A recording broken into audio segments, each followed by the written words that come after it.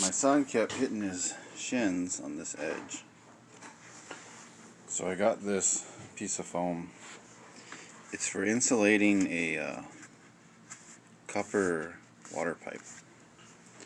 And it comes with an adhesive already on the seam on both sides. It comes in 6-foot lengths. The bed is 6'4", so you know, maybe it's more than 6'4", but there's like 3 inches on that end, maybe 2 inches left on that end, which is fine. Now you don't hit his shin at all. And it, like I said, it has an adhesive already on it. It costs like $6, 6-foot length. Now he doesn't.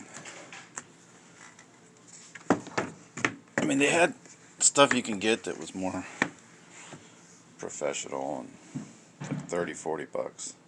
It's a $6 solution.